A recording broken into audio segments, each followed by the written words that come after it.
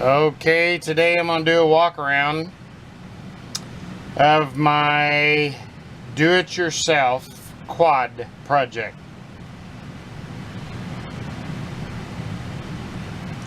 Ooh, Dunkin' Donuts. Good stuff. Okay, what I did.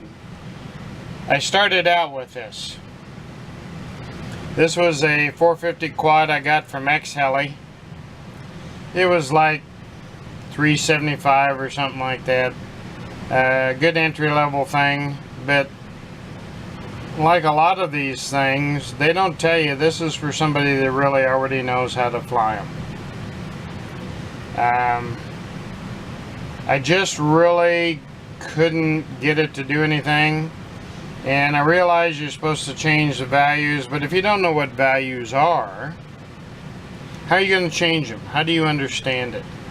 That's one of the problems I have with this hobby right now. They don't want a beginner to begin. And in my situation, I have absolutely nobody to help me. I'm down here in my workshop tinkering and figuring stuff out by myself. Okay, so I started out with this and I couldn't really get it to fly at all. I got really discouraged.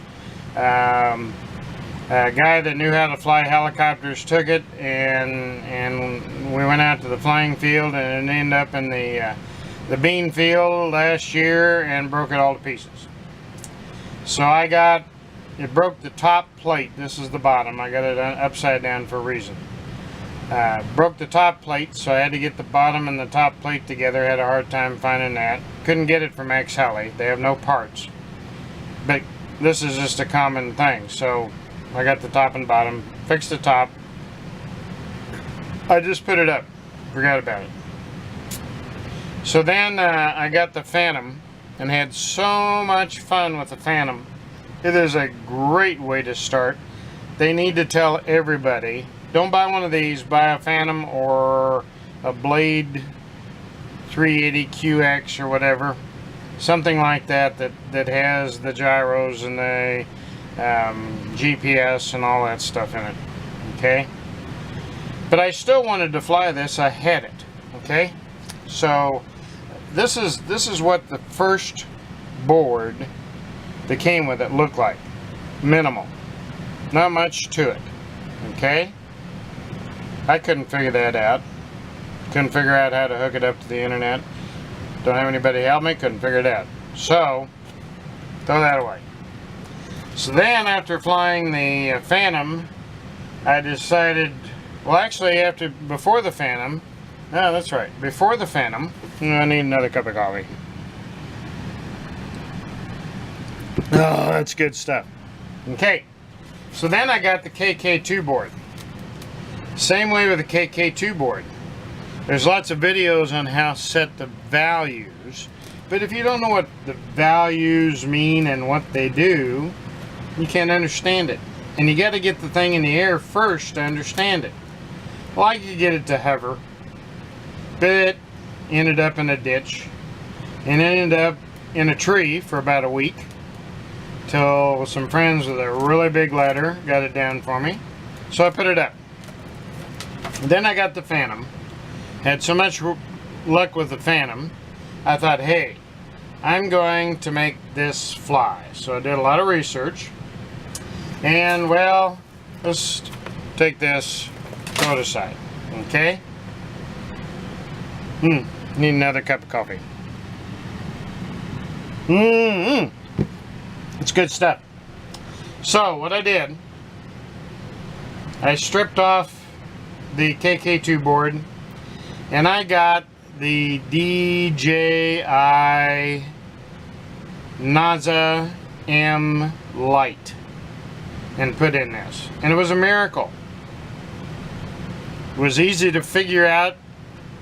There's lots of instructional videos that are very clear on how to set it up, and you don't really have to understand values because the values are already there. Okay, so now I'm gonna flip it over. Okay, so in here is the Naza M Lite. This is the GPS unit. This is the control unit with a little light to tell you, give you all the information about battery and whatever. Highly recommend it. Now it does take a minimum of a 6-channel radio. This is a 7-channel receiver and it really needs an 8-channel. If you put a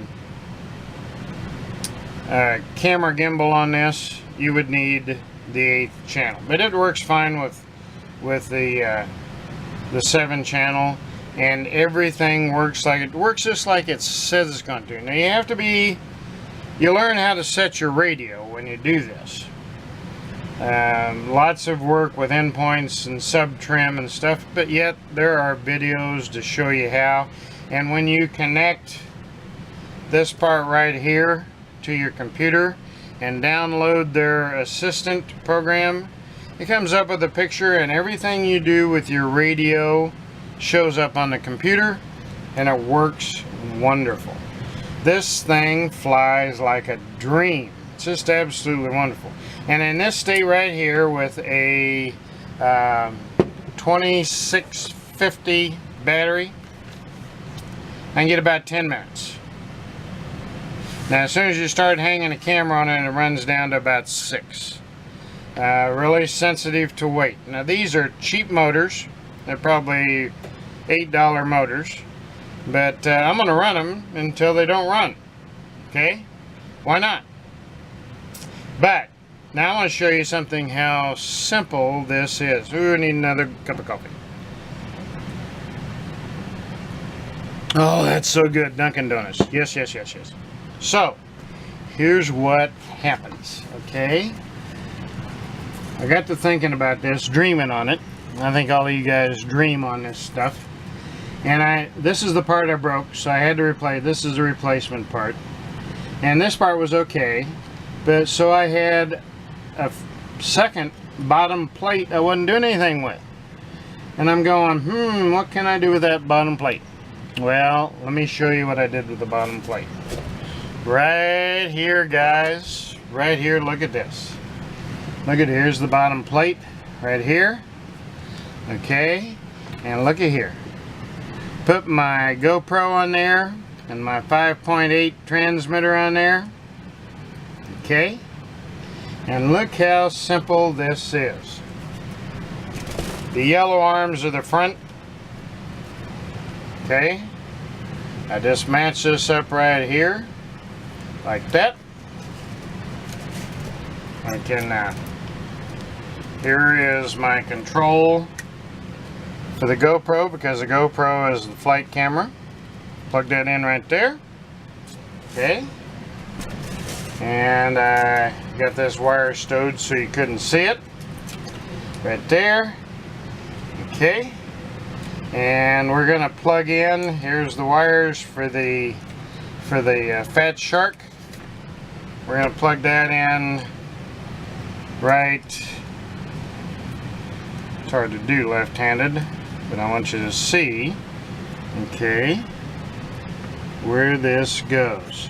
Plug that in, plug in the power cord, like that, right there.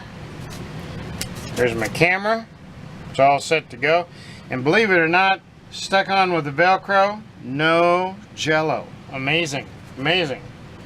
Okay, now let's put the battery on. Put the battery on about like this right here. We will tie it down like that, and look at here. Made up a balance lead to run the transmitter. Plug in the battery, and this is set up on my my Spectrum radio, and I have got one flying quad. One switch to switch it to return to home. You get intelligent orientation. The hover stops when you want it to. Will glide. And you can even set it up on a manual setting. I'm gonna do that someday, but not right now. Ooh, I need another drink of coffee. Oh, that's good. Okay. Well, oh, and then I forgot to tell you, the noodles. Works really good to cushion the deal. But I'm telling you, when this thing comes in on return to home, you could put a feather under here and it wouldn't hurt it. It lands so easy, it's unbelievable. So this is my unflyable X-Heli made into a Cadillac of 450 quads. Can't be happier with it. It's a wonderful deal. Simple to do.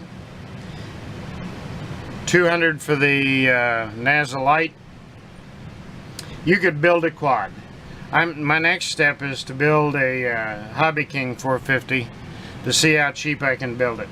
I think you can build a quad for 125 bucks. Put the Naza Lite in it for 200. For 350 bucks you could have a first-rate quad that'll do just about anything you want to do. But now that but see, I had to have the Phantom first to figure out what all this meant, how it worked, and now I understand what this stuff means. I understand what some of the values mean, and this is how I'm teaching myself. I think it's working out pretty good, and I'm going to stick with this kind of a deal right here. Okay, enjoy it. Get one, do something like this, enjoy it. This is so much fun. The quads are great. Okay, see you next time. This is Uncle Deke.